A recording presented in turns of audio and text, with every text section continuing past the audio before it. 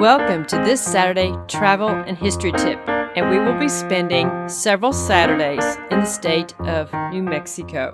New Mexico currently has 6 state monuments. We have been to 4 of the 6, and the focus of today's Saturday travel and history tip is Fort Sumner. The history of New Mexico is rich and diverse, and it cannot possibly be interpreted through these 6 state monuments alone. Therefore, there is a partnership, even though it is informal, among state and federal entities to form a mosaic through which they collectively share the story and help preserve the unequaled natural and cultural heritage. Some of these include the Capulan Volcanic National Monument, Aztec Ruins National Monument, Chaco Culture National Historical Park, Bandelier National Monument, Fort Union National Monument, Pecos National Historical Park, Petroglyph National Monument, El Morro National Monument, El Mi País National Monument, Salinas Pueblo Missions National Monument, Gila Cliff Dwellings National Monument, White Sands National Monument,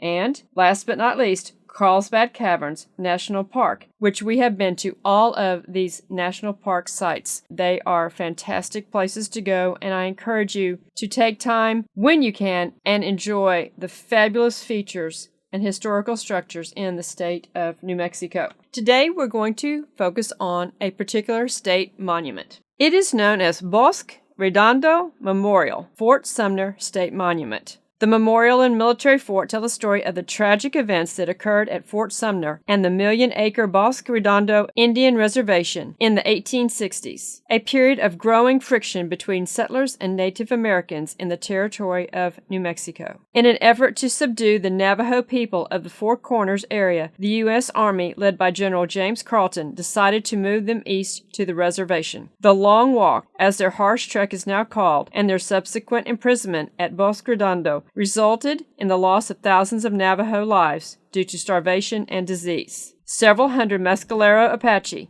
anticipating peace negotiations that never materialized, were also moved to the reservation. Most eluded guards and fled in November 1865. For the Navajo, another 3 years elapsed before the United States acknowledged their sovereignty in the Treaty of 1868, establishing the Navajo Nation of today. The memorial opened in 2005. Its exhibits detail the years of suffering and hardship that resulted from the Long Walk. It serves as a research center for the study of Native sovereignty and the right of self-determination. The monument is also noted for another celebrated event. A granite marker indicates the spot where Sheriff Pat Garrett killed Billy the Kid in 1881. The gravesite is just outside the monument, and we will have a specific Saturday history and travel tip on Billy the Kid. As we go through this 2-part Saturday history and travel tips on this particular monument, I want you to note that some of the numbers are different according to the different signage and publications. That's just how it always is with numbers. I know that sometimes I've written certain numbers and the next thing I'm researching and I find another count, and that has been one of the biggest issues I've found as a researcher, is that if you get 6 different sources, you'll get 7 different numbers. But I want to start explaining what is the term Four Corners. Well, one of the Four Corner states is New Mexico, and it was finally granted statehood on January 6, 1912. 22 Indian tribes, 19 pueblos, 2 Apache reservations, and the Navajo Nation exist sovereign there. The Navajos are America's largest single group of Native Americans. Visitors should know the restrictions on photography and attending ceremonial dances and any religious ceremonies when visiting these places. Local tribal governments enforce tribal laws. And you will see a few pictures that I have of some Navajo ladies, but we had their permission. And here is the Four Corners Monument. As I say in my book, spending a week in the Four Corners areas makes a wonderful vacation. The states of Utah, Colorado, New Mexico, and Arizona share a common border. An overabundance of breathtaking sights lie within a 100-mile radius. Best reached from New Mexico, go to the Four Corners Tribal Monument, where locals sell handmade crafts, jewelry, and refreshments at a flea market. During good weather, dozens of booths surround a concrete slab with the one-of-its-kind survey marker. We bought 2 turquoise hair barrettes and a small painted clay jar from several Navajo women. We were actually staying in Tohatchee for a week, and we traveled on the Navajo Code Talkers Highway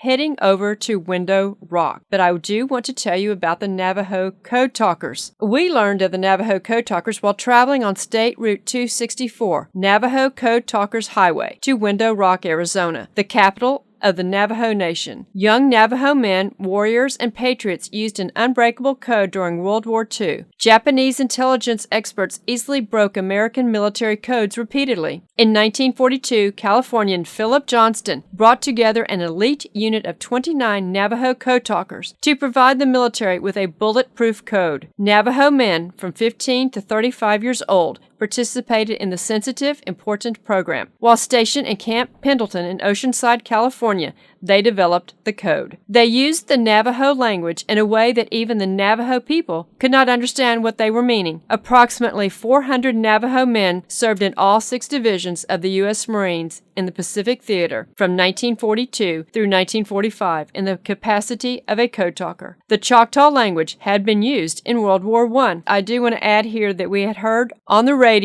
I think it was about 2 years ago, that the last Navajo code talker had passed away that had served his country in World War II. And I want to interject this just to give a little bit more insight into the Navajo people. We have spent many, many weeks in the Navajo Nation, and I want to share a lot of that with you as we reflect back on the Bosque Redondo State Monument. The Navajo people are the second largest Native American tribe. In 1868, the Navajo leaders and the federal government signed a treaty that drew the original boundary of the Navajo Reservation, the nation's largest reservation. And again, this was done at Bosque Redondo, and we will see where that took place. The world's largest Indian fair is held in September. Plan a few hours to see Window Rock, the Navajo Nation seat of government. The drive to there is beautiful from any direction, and as I mentioned, we had traveled from Tohatchee, New Mexico, along the Navajo Code Talker Highway to reach Window Rock one evening. The Navajo Nation is a place of unbeatable scenery, filled with deep canyons, rugged mountains, dense forests, pristine lakes, and color-filled deserts. The Navajo Nation encompasses 27,000 square miles. The 103-mile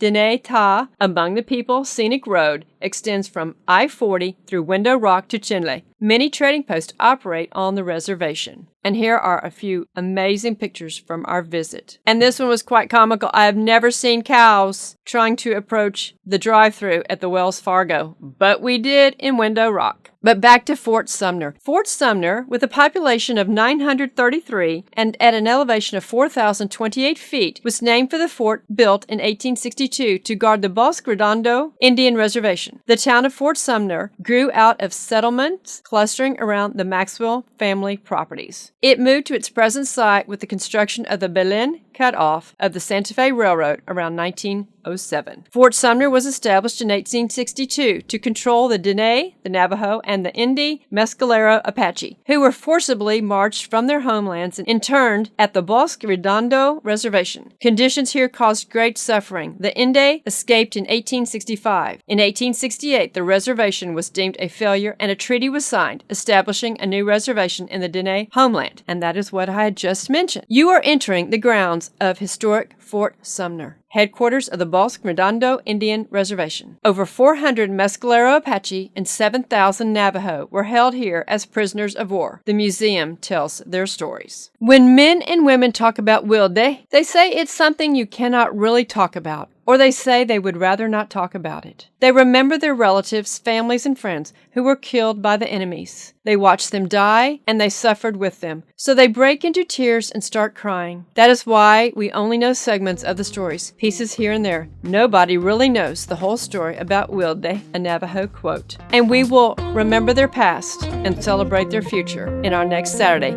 History and Travel Tip. American history. Learn it. Love it. Appreciate it. Thank you.